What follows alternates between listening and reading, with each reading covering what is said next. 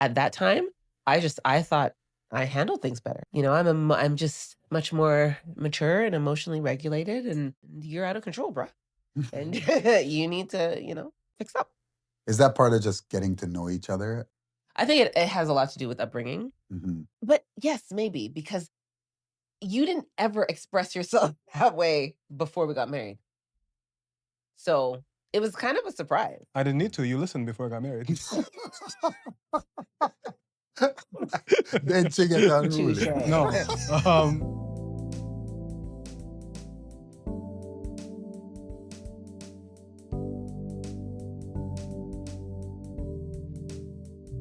Hello, everyone, and welcome back to Sam and Jen Got Divorced, the podcast about divorce. They told me I needed to stick my intro, and I still can't do it. It's always a wrap. Anyways, our marriage didn't work, but maybe our podcast will. And we like to help people bounce back from divorce. And so here we are once again with a guest host whom you've seen before. He is one of our favorites. And this guy keeps it real in the best way possible. He comes with the raw, he comes with the humor, he's super down to earth. And it is always a pleasure to have conversation with him. Let us welcome back Chedwick Creighton. I said your whole government name in there. All of it. And we are going to have a wild time, a fun time, a good time today. So thank you so much for again for being here with us. Always a pleasure. Thank you for having me. Absolutely. I'm going to start by asking you guys about fighting. Fighting. Now, when you were together, what was your fighting style? Oh, I'm fighting going to style. start with you, Sam. Now, what was your fighting style? How'd you manage that? Usually, you may not know this. Usually, we start with Genevieve. No, I'm kidding. Yeah. And I just kind of riff off of whatever she said. Yeah. This was our fighting style, from my perspective. Mm-hmm. Genevieve would express something. I would ignore it or dismiss it. The other side is I would express something. Mm-hmm. Genevieve would ignore it or dismiss it. I would get angry and cause a fuss and cause a ruckus. Those are the two styles that we use. Oh, okay. Interesting style. Is there any that I'm leaving out? Well, first of all, fights. What fights? I don't know what. We didn't have fights. Disagreements? He was fighting. I was disappearing, or staying silent, and that's how I remember it. I'm allergic to fights. Okay, I don't do loud, extra arguments, all that kind of stuff. So I'm extremely dismissive. I'll withdraw in a hot minute. Like he'd be like Broadway musical out here, spirit fingers, all the things, and I'd be like I was waiting for the bus. No word of a lie. Like I would just be silent, blank stare, blink, everything. So I think our fighting styles, are I don't have fights and he has fights. Wow. So how did that make you feel? No, seriously. I want to know. So how did that make you feel when she was non-responsive? Like, if you're trying to get something through and she's just not cooperating. Yeah, I mean, I grew up differently than that. I grew up with parents who love each other and they have a healthy, happy marriage in a lot of respects, but they fought, and there was yelling, there was all this kind of thing, right? So for me, yelling didn't equate to a problem. It wasn't ideal, but when you're upset, it happens, right? And so I was shocked and disappointed and dismayed when I would express myself loudly, which again usually happened progressively. Like usually I would feel dismissed at a lower level, and then I would try to raise my level to the level that was harder to dismiss. But she was still able to. She was still capable of dismissing and being like, "Why are you yelling? Like, what are you doing?" Like it was hilarious. I think our fights were hilarious. Like if looking back, like a fly on the I wall. didn't think so then. He'd be like, "Oh my god," and I'd be like, he'd be like, "Ah," and I'd be like, "So, like it was if for like a fly on the wall, it would have been hilarious. It just looked very mismatched.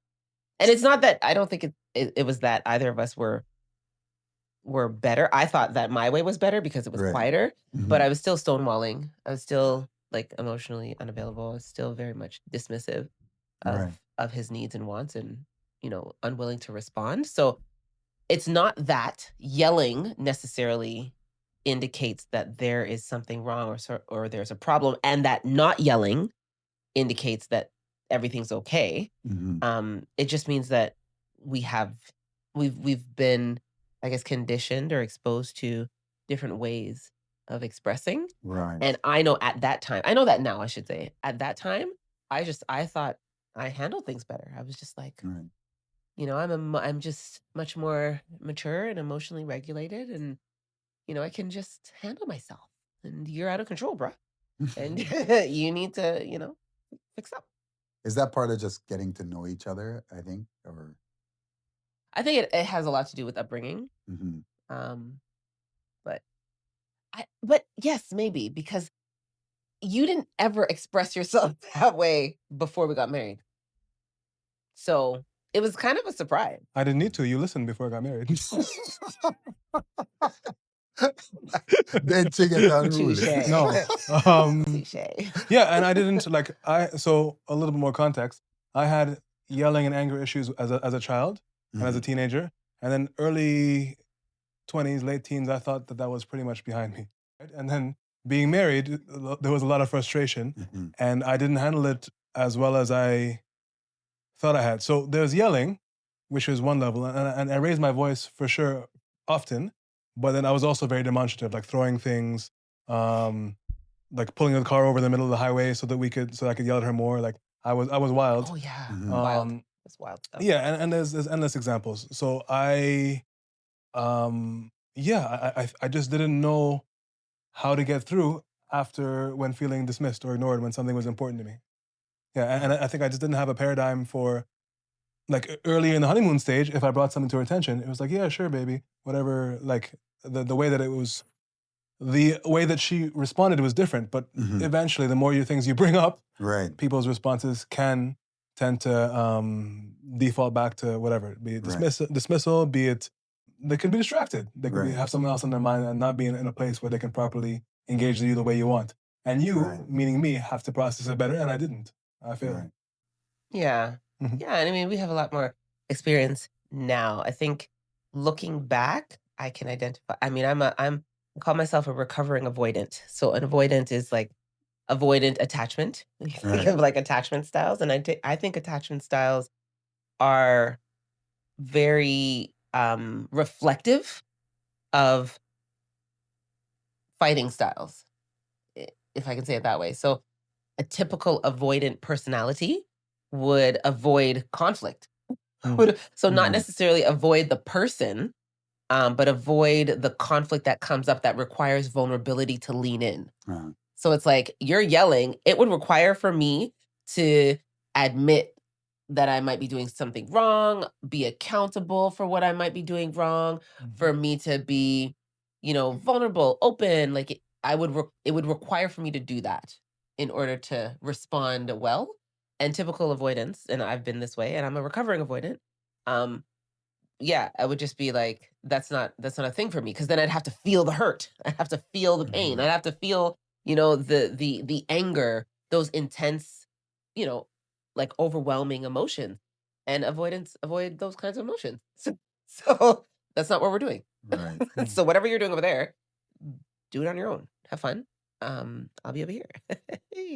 Okay, so that was obviously during the marriage and in the relationship. So, years have gone by. We still have fights. Do you still have fights? And if so, like, how do you handle those now? How do you fight now? Yeah. Fights? What fights? Yeah. Well, okay. Disagreement. We're still Yeah. still allergic. Do you feel like we disagree now, ever? Yeah. But I don't care enough to fight. I don't care enough to lean in. I don't it's not like it doesn't get my energy. Whereas at the time, it would have gotten in. Okay, so let's say this. Externally at the time, it would have looked like I was very calm, but internally there was a lot of turmoil. Yeah. Externally now, it looks like I'm very calm. Internally, I'm very calm. There's no turmoil. Okay. There's no anger, disagreement, frustration, fear, or anything like that. I think we disagree on things that have to do with the work we're doing, and it's never personal. I never feel like upset or angry or like, oh my goodness, I have stakes in this that I need to, Mm-hmm. So Yeah, sometimes I take it personally. Mm-hmm. Sometimes, like I think, Genevieve's style of attachment style was more avoidant. I think mine at the time was probably more anxious. Mm-hmm. mm, Because I'm more likely to lean in and want some validation to be like, this is what I need. This is what, like, Genevieve had needs. mhm. And even through this process, I've discovered a lot of needs and wants that you had that I didn't know about at the time, probably because you weren't expressing them. I'm withdraw 100%. Like I'm Mhm. withdrawer. Like, Mm-hmm. Yeah. you know. Where so I was often the one saying, hey, even small things, big things.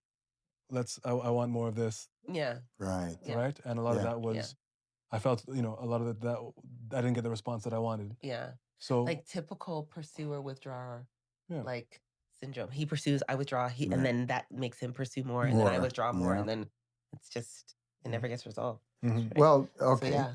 Yeah. That's great. But were there any fights or arguments, disagreements that brought you closer? Hold on. What did you call them? intense fellowship. It's Intense fellowship. Yes. Intense. Let's stick with that. intense fellowship. Yes. I remember you said that one time. I was like, what are you talking Yeah. about? Okay. Anyway, what Yes. was the question? Were there any intense fellowships that brought you Intense closer that brought us that you can closer. recall? Before that, you were asking how we fight now, right? Yes. Oh, So I would say that there's still some times when something is happening that I don't like, but I'm not as engaged to the same degree, right? It's like most of my colleagues, the people I've worked with, etc., even friends, they have very, very seldom seen me angry or fighting, right? Mm-hmm. Like it's more like the people closest to me, my family, my wife at the time, right? They're getting any anger that I do have because Mm-hmm. I just don't care too much about like work stuff. hmm. This is a little bit more work. This is less than a marriage, but more than a normal job, right? A normal Right. job, I Yeah. respectfully to my employers, but it's the stakes are the stakes are different. So sometimes I'm still like, sometimes I just like we disagree, and it's like whatever. It doesn't really matter. But sometimes it does matter. Sometimes I'm waiting on something from Genevieve and she doesn't respond the way that I want, or like we had a disagreement or like a little something about initially it felt like we were rebuilding a friendship, Mm-hmm. and then she kind of pulled away and didn't say anything at the time, and I like vulnerably I brought it up, and she was like, yeah, we're not friends, I don't want to be friends, I don't feel comfortable with being friends, yeah, it doesn't feel safe for me, it doesn't align with what I want right now, right?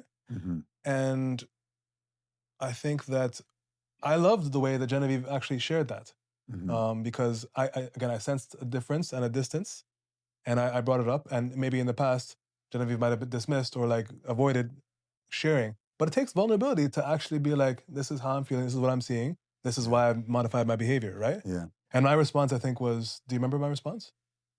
I'd like to be your friend, at least your friend, or something. No, that was before. that wasn't the response.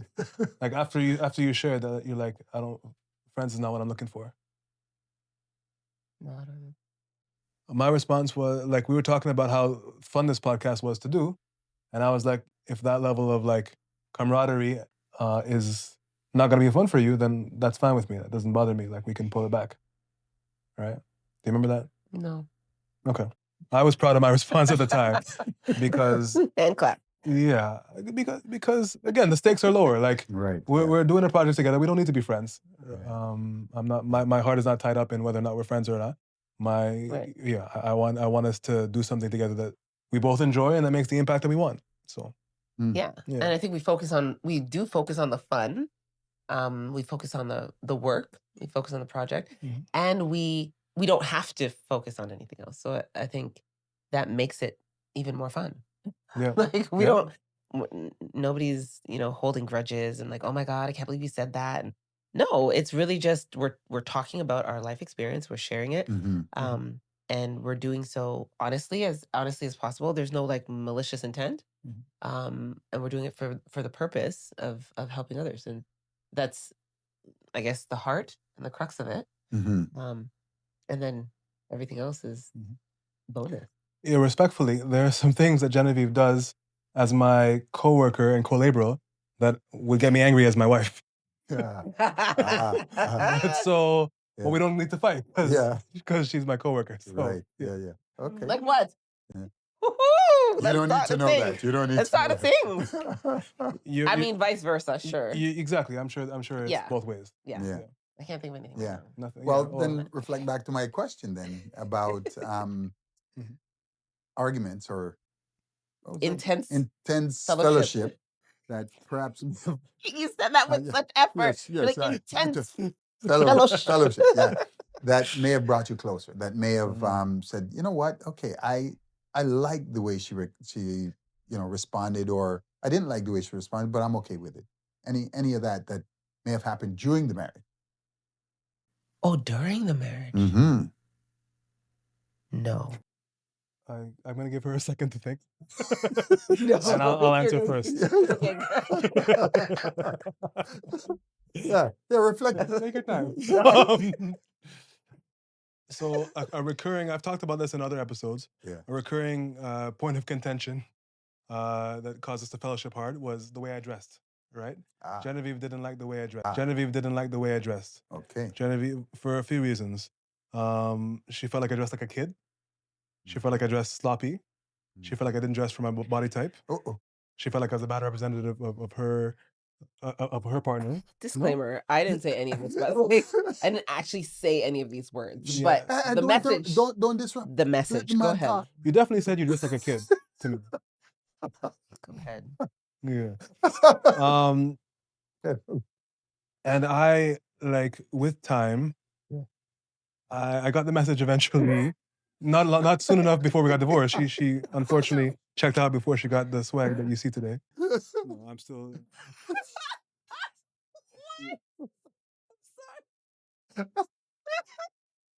All of this swag. All the swag. What have yeah, been yeah, missing? exactly. Oh my You've goodness, been- guys! you've I been need missing to out. let's listen. We need to re-evaluate our Sam and Jen got divorced because we need to cross something out because I don't know what I'm going to Yeah, do what in my was life she- without this swag. I don't know. This is all I've been missing. My Yeah, goodness. I think realistically, I think at the time I dressed well 10% of the time. I think now I'm at 40. I'm at You're least working your at way up. least 39% of the time. I Give think I them all dressed at well. once. Yeah, I'm like Right. yeah. It's been a 4x return on the investment that she made. Like, what is that? Like a 4% increase per year? So Oh man. Okay. So- Sorry, guys. my question is how did that bring you closer? Right. I don't even understand. I really liked the way that she kept trying to show me in different ways. Like I remember we were at the gas station once, and she pointed at a guy. She's like, "Do you see that guy? You see how his pants are fitting him? That's how you dress."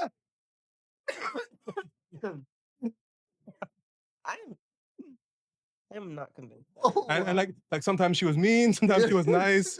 And the one that stuck with me the most was we used to travel a lot for weekend trips, road trips. And she's just like, listen, like it's hard for me because I feel like my friends look at us together and look at you, and they're like, why, like the way he dresses doesn't align with you and what's important to you. And I took that in. Like I noticed then that all these other times that she was telling me, sometimes being, I thought disrespectful in the way that she was communicating. right. Like, and it was a point of call. I was dismissing her the whole time, right? Mhm. But I was like, you know what? This is something that's important to her, and I see Right. that like she's trying different methods to get me to understand this. Right, yeah. And that subconsciously brought me closer to her because I'm like, she cares. she cares about me and she cares about this, and I need to figure out a way to modify this so that she's not always thinking about it, right? That's cool. Yeah. Yes. Now, do you now that you've had some time, Now that I've had some time to reflect. yeah. And here Samuel so eloquently stated response. The answer that I can come up with is no. I don't recall anything within the marriage in terms of conversation that brought us closer. What I do remember is after we decided to separate, Mhm. that we had some very real, honest, open conversations that if I had intended to stay in the marriage would have served to bring us closer. Hmm. But that was after the fact. Right. It was And past the breaking point. Yeah. absolutely, I had already decided. But I think at that point, I was willing to be more open or vulnerable because the stakes were not high. Hmm. There was no reason for me to bet on anything. There was no risk that I needed to take because I had already decided to leave. So, yeah, I think in terms of having those kinds of conversations, I think in general, vulnerable conversations Mm. bring people closer together. Having conflict resolution or having conflictual, I don't know what you call them, conversations can bring people together. I think we fight to resolve Hmm. as opposed to like fight to win in general. Um, yeah, I think fights are helpful, and I think after the fact, when we did fight or have intense fellowship, that it revealed a lot of things, Hmm. and I we were agree. able to be honest about the things that came up. You know, Hmm. um, but again, I mean, a day late, a dollar short, because I had no intention to stay. But in general, I think, yeah, fights help us to see more about what is important to us, Hmm. the areas that we need to Improve. address and Hmm. improve on, um, and areas that we need to heal Hmm. within ourselves, right? Right. So, Yeah, and I'm glad you said that because sometimes perhaps the fight may not bring you closer to someone, but it certainly can reveal something about yourself that yeah, you can use for your yeah, your own development. 100%. Yeah. Hmm. Yeah, I mean, sometimes, and this is the difference between stated values and actual values Mm. and that I see sometimes within myself. Like I'll do something or say something or behave in a way that doesn't align with how I actually feel, how I actually want to be. Hmm. So I might, and I don't do this. I'm still allergic to volume, still allergic to like, why are we unnecessarily loud here? We can just have a conversation. But if I were to show up and start cursing and, insulting or criticizing or whatnot, Hmm. I would leave that space or that interaction and I would go home and look at myself in the mirror and be like, yeah, Jen, that's not you. Like Hmm. that's not how you want to be in the world. That's you don't want to be like a mean person or rude or whatever. And so I would check myself, right? But does that mean that the other person doesn't feel the impact of whatever it was I said? No, they're going to feel it. Right. And so I still have to be accountable and deal with the aftermath or the effect of whatever I've said. But if I can, before that, decide this is the way I'm going to show up and I'm not going to, be insulting or whatever the case is, I think that's the best case scenario. Hmm. But sometimes, I don't know, when we fight, our brain just glitches. Hmm. We just, So that leads into kind of like I guess boundaries, right? So mm, were there boundaries that were set, and if so, which ones help and which ones hurt? oh, yeah. Well, maybe along those lines, I set boundaries around words. Mm. A lot of Yeah. boundaries around Cool. around words because I think words are important. Hmm. Um, and I think they do a lot more damage than we realize most of the time. So those are boundaries that you set for yourself, or are Yeah. you actually articulating that you know this is what I don't do? Yeah, I think I do it for myself and then I do it for others. Like if you show up and you're like this is maybe a more recent example, but I had a conversation a gentleman, he expressed interest and he called on the phone one day and I picked up and he was like, "What kind of drawers you wearing?" Bruh. We're not no. We don't have those conversations. Like, who are you? You just showed up. So in a case like that where his words aren't like I just don't like the way that you speak to me, then Hmm. I would say, I don't like the way you're speaking to me. Come with something else. And I would expect an adjustment. Hmm. And if it happened again, I would again reinforce the boundary Um, I don't like to be spoken to that way. Hmm. That's not comfortable for me or whatever.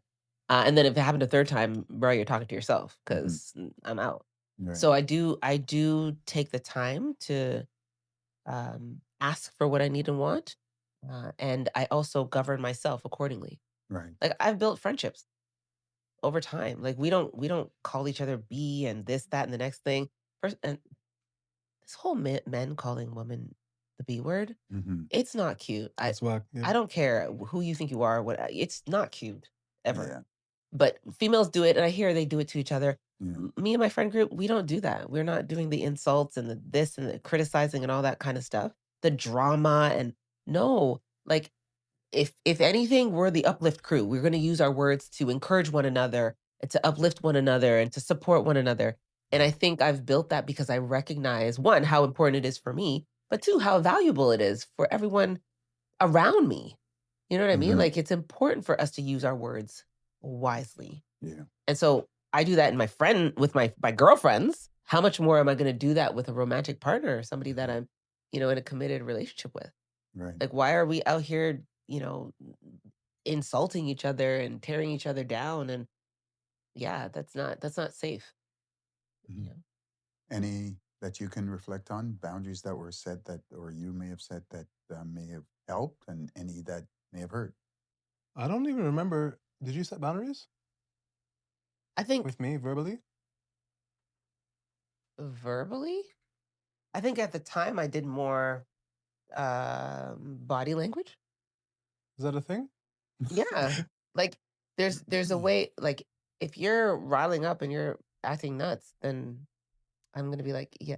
No, I did set boundaries verbally. Like when you were expressing yourself loudly or yelling or whatever, I would say, like, I don't appreciate that. I'm not gonna be able to listen to you and so on. Which is why you would then say, well, yelling is not a problem because, I've been exposed to yelling or whatever. And which is true. But at the time, my standard was if you're gonna have a conversation and I'm going to be able to hear you, you need to be able to speak at a volume that is not loud. Yeah. Um, and now I know, obviously loud doesn't necessarily mean like bad, but if it instills fear in the other person, then your message is not getting across. So you might as well just turn the volume down, Hmm. right? But yeah, I did definitely in regards to the loud expression for sure. I don't know if I set boundaries. You said some things a few times where I was just like, who are you talking to? Um, yeah, but I don't think we were at the place where we could sit down and have a conversation like this Hmm. about it. But yeah, I would push back. I remember I caught an attitude a few times. I was like, bruh, like who I know you're not talking to me. I think my approach at the time, and I'm still kind of figuring out how I feel about boundaries when they make sense, when they don't, all this kind of thing. But my approach at the time was we're a married couple. Like Hmm. whatever boundaries you had before in your life, it doesn't mean it's going to be our boundaries, right? Hmm. Like that doesn't like you had your own life. Now we've joined two lives, so there's going to be things that I'm doing that didn't work for you before, but you're going to have to adjust, and vice versa. There's going to be things that you are important to you, and that I'm going to have to adjust to. So I thought so. My perspective was like growing up all my life, where if I get upset, I'm able to yell. If you expect that just to end, A, it's not realistic, but B, it's also not fair, is how I felt at the time. Because who are you to say that in our joint marriage there will be no yelling? Like that seems like I also didn't think that necessarily I could say they will be yelling and we will always have yelling, but I thought that was to be negotiated together, is how I felt about it. So Yeah, yeah. yeah. And I think that's a fair way to look at it. But it's also fair to say, um, if I'm not gonna hear you, then why present that way? And that's what I understand now that I didn't Yeah. understand then. Yeah, Yeah. It's yeah. Yeah. Like it's less like for me, it's less about boundaries and more about pragmatism. right. Right. Yeah, Yeah. like as much as I might disagree with her boundary, Yeah. if it was Yeah. now, I would be like, well, and what I do now is like, okay, this is not working. Yes, So exactly. yeah, because it always when you're the one yelling, Yeah. as Genevieve mentioned, it always becomes about you. Like you're Yeah. the big Yeah. demonstrative one, you're Yeah. the big problem, Yeah. the big Yeah. scary bad guy, Yeah. right? Yeah. Yeah. Doesn't matter about what you're yelling about. Right. Your words Doesn't. no longer seem That's to it. matter. So Yeah. It's so very now, true. yeah, but then was Didn't understand that at the time, for sure. Yeah, that's cool. So Yeah. it kind of brings me to a point. I think you pretty much answered. My question was going to be, well, do you think nowadays, do you really believe that there are too many boundaries, that people depend on too many Oh. boundaries, and are they really necessary? Yeah, Yeah. it's tough. I think Thank you all for joining us today. Make sure if you haven't that you like, follow, share, subscribe. We love to have you, and we'll see you again soon.